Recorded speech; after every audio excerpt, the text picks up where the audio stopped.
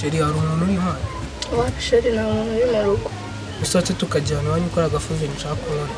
oya rwose oya mama hari ahantu yagiye kandi rwose agiye kubanguka vuba araje mu kanya n'iminota yose tumaye se akaba ataraza reka iminota umwe twimete wapi turacyari abana ntabwo turarangiza kwiga ngaho reka nguhe nimero nguhe telefone ume nimero zawe wenda ejo nuza kunsubiza nose buriya byari ngombwa ra ntari bipfa kuzima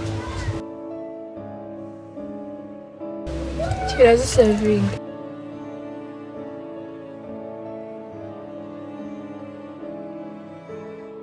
ejo wazaze kunsura muri gitondo tukara nijoro rimwe uyobora ko wa mukobwa bamuteye inda akiri umwangavu akiri mutoya ntuzi ko hari n'umuhungu baryamanye bahise bamufunga ntashaka ko bagufunga rero akantu gato twaganira ni ukuganira ntuze muri geto nabo baganirira turacyari bato reka turangize kwiga ibyo ngibyo tuzaba tubikora nyuma twarakuze nawe uri kundishyura ko ngukunda ariko sheri oya rwose ntabwo nabikora turacyari bato tugomba kubanza tugakura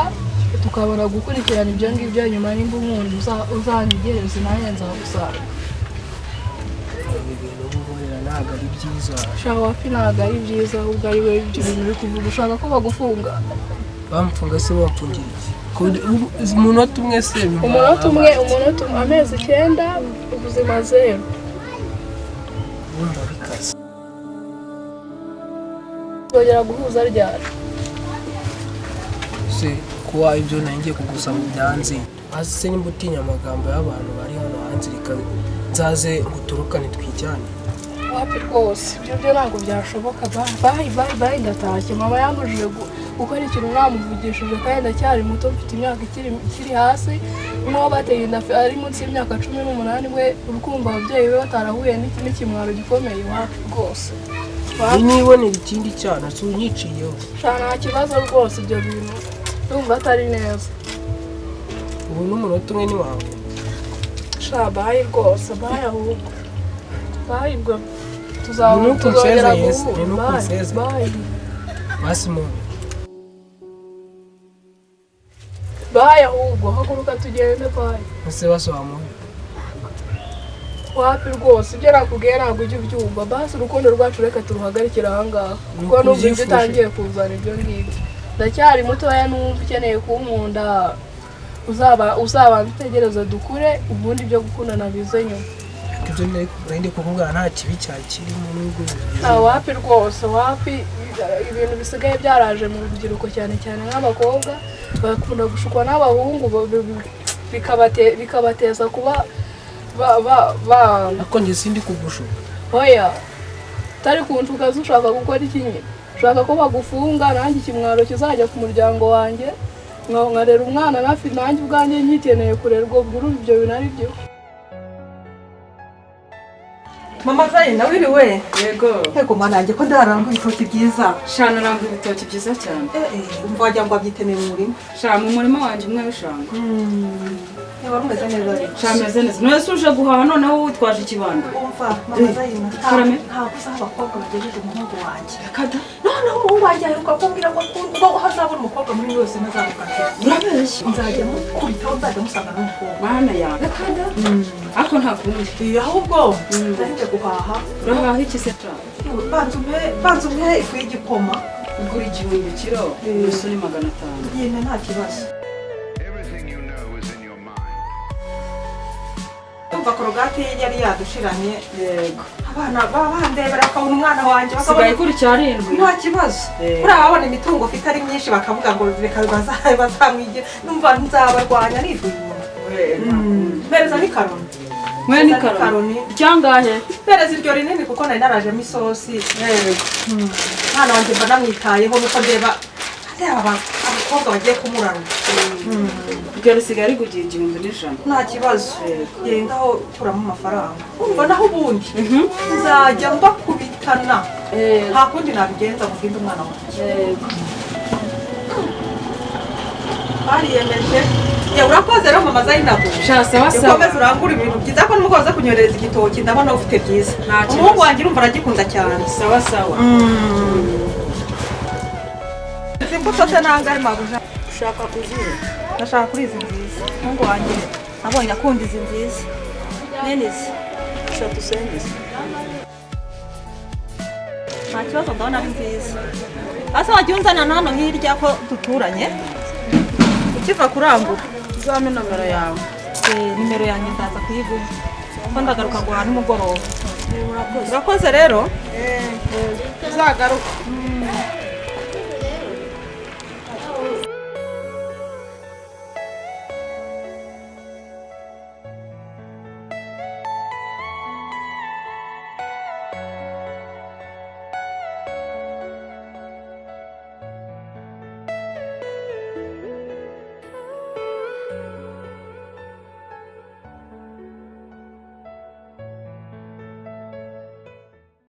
biriya bintu wamanuriye byanteye impungenge nyinshi cyane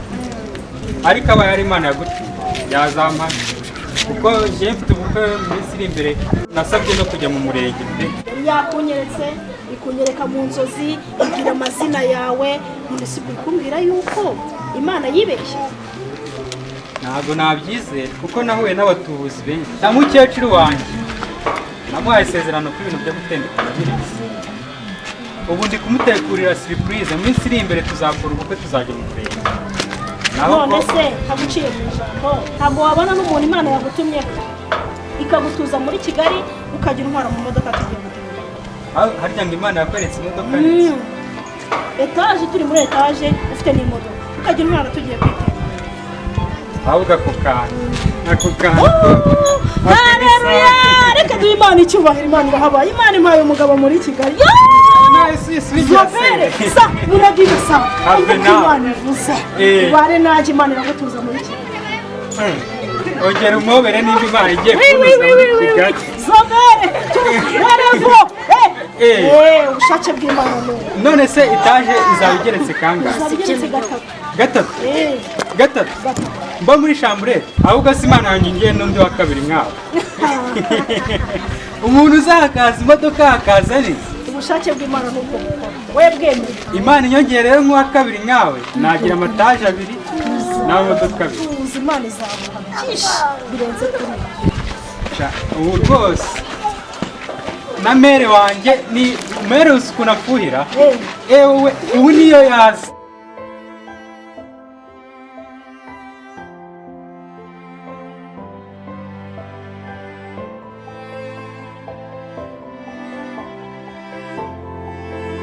cyamunyereka nkabona ko abangamira ubushake bw'Imana niyo yagira iki mbonye nka wawe ahubwo nka batanu naho mbaye mukire cyane wowe tuzi naho wa mukecuru ngo ni me bonge imbere mbere kuza ntabwo ntabwo kuzajya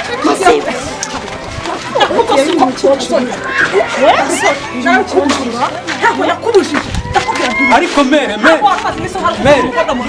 mere siniha uyu se nimba usanze turi gukora ibi ko mbonye muhoberana sister urinde waje muvuga ubushake bw'Imana bigenze bite bimeze bite uyu muhungu awuza mu mazi iki harya ngo abakobwa mufite amabuno mwiyemeje kujya mwirirwa murarura abana babo ubuzima ni kore uri n'umuhungu wanjye ahubwo ndamukagashye mere wapi ashari wanza kunsiga shari reka kunsiga shari bayo garukani urukezo imodoka zawe babiho Oh no!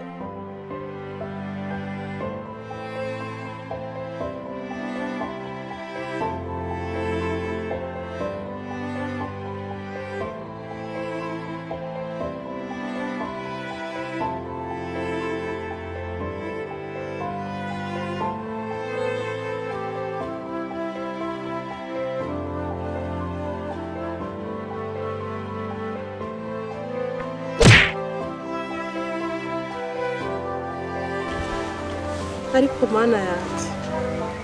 wa mugabo noneho wishe umuntu ate ubu arashaka ko nibamufunga nzarindira nkamurindira wapi ngiye sinamurindira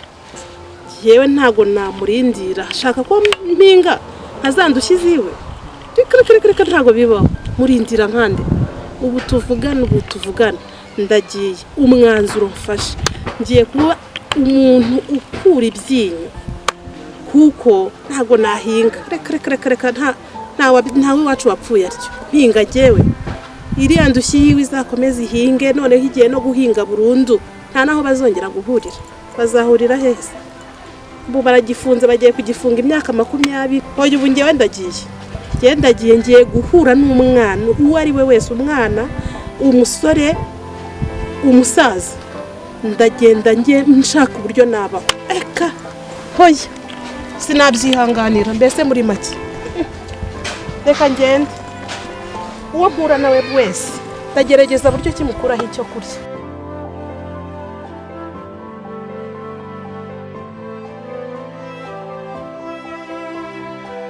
ikindi kintu nakora gusa njyewe najya kwirirwa murindiriye icyakora iyi nzu yiwe zayifata bugwate ni business nyine nayibonye uwo ndahura nawe wese nyine ndakoresha uko nshoboye mukuraho icyo kurya ndagiye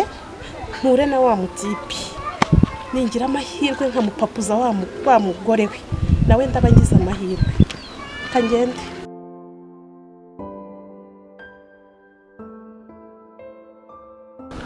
nkeneye kumenya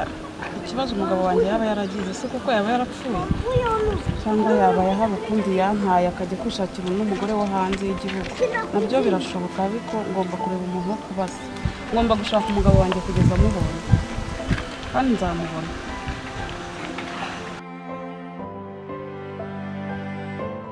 muraho neza wa musore amakuru yanjye ni meza amakuru yawe wese ko mbona nkakwezi yanjye ni meza gusa ndimo ntembera gutya ariko witwa uri mama Soni wowe uranzi ibyo nakuze ndumva hose ariko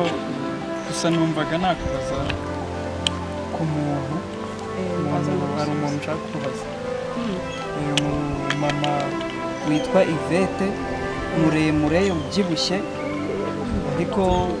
utari muremure cyane uwo mumama witwa Yvette ndashaka kumenya ko numva uwo mudamu naba muzi uwo mudamu ndamuzi munini muremure ubyibushye atari muremure cyane none se umuziho iki kuri k'umunyobozi uri kumushakira iki uwo mumama rero uwo mumama ni mama wanjye ngo iki uwo mama ni mama wanjye uwo naba nzi ntabwo nzi ko yaba ari mama wawe ko yatubwiye ko ari umukobwa yababwiye ko ari umukobwa uwo nzi yaje inaha i Kigali ashaka akazambwira ko ari umukobwa uwo ni mama rwose icyo muziho kurenza ibindi byose nuko mama wawe yabaye indaya yuko ni indaya niba koko ari we mama wawe we numva cyangwa ibyo nkubwira ni ukuri kuko Yvette munini umeze uko nguko umbwira yankuye no mu rugo rwanjye kandi uretse no mu rugo rwanjye ni indaya n'ahandi henshi hashoboka kereka rero niba atari nyoko icyo nzi cyo umenye ko nyoko ari indaya basi wihangana ugatuma mwubahuka kwita mama wanjye indaya ntago byishimiye habe na gato niba yaba ari we ntago ukimwibuka mama wawe ni indaya uzabanza uperereze neza umenye amakuru wenda wumva hari igihe yaba atari we ariko niba ari we nyoko ni indaya ibyo bintu ntago ari byiza simbyishimiye habe namba kubera nuko bimeze genda uzabaza abandi uzasanga nyoko ari indaya wise mama wanjye indaya kuko nanjye ubwanjye yankuye mu rugo rwanjye genda uzamenya amakuru sawa ntacyo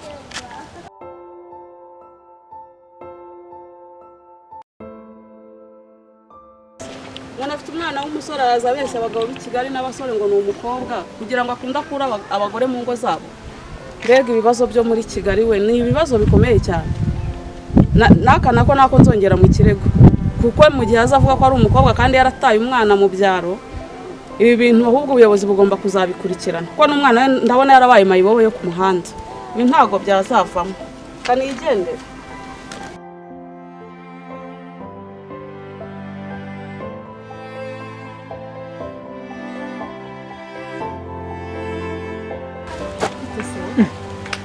Uraho Madame Patrick. Uraho neza. Amakuru. Neza. Kuko. Ndagenda kubonye shabyihorera. Byagenze gute ko numva ufite ibibazo? Wata ahubwo mani nakuntu se twakikoranira Patrick ngo bamufunze kandi ibyo bintu byo kubaho ndi umuntu ufite umuntu bafunze ntabyo nashobora. iki ni ukuri ngo bamufunze kandi ngiye byanshanze kabisa. ubuye wari uvuze ngo twikoranire ndumva twakikoranira kabisa. ubuhe buryo bwo none se ukaba umutipe wanjye nyine mani, none se ko bamufunze nakora iki? uramenye urumva nyine urumva wahajya woroshya ibibazo sibyo, kubera njyewe nyine urumva Patrick nari namwamupapuye umuntu none mani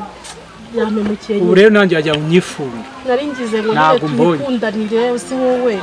twaba ari ukwikundanira byonyine nta birenze. ukundana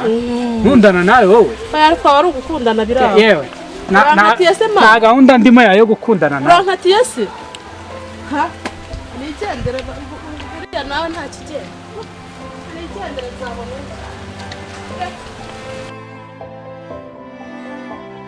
sha bebe nari utegereje ko uri kumva ibi sha urabona hano hantu yego ndi umukene ariko nzi guhitamo neza. ameze neza, nta rusaku nta stress nta n'inyoni itanga. nta stress bateye. nubwo nabona n'ifi ntabwo nakura n'isambaza so nazibona. ariko rero nifuza ko wazaza kumusura iwanjye. wifuzaga ko nazaza kugusura mu cyuma? ibyo byanezeza. ako kantu niko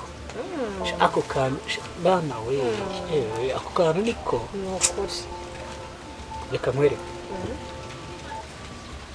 ejo nzaza ejo nzaza maze nguhe ibyishimo biba byandenze mana yanjye ntabwo nabona uko mbiba. nawe bumva wishimye kwishima gusa ubundi ubu bizwi n'Imana pe. nanjye ntegereje ibihe byiza uzaba waje kunsura. ndahazindukira mu gitondo. hanze nta kundi byagenda ni kuriya byageze nyine. none se ko urukundo ni kuriya nyine bigenda, umuntu arababara undi akishima. nashidutse nsanga hari mesaje Imana yatanze.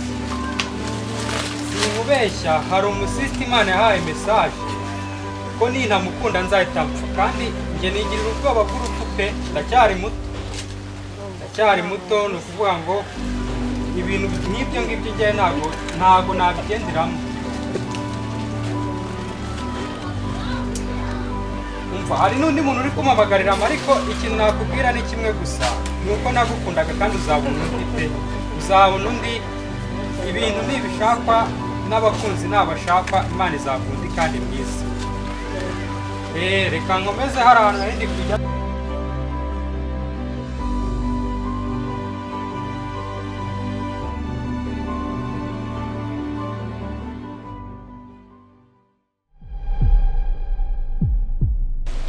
bebe ubaye iki?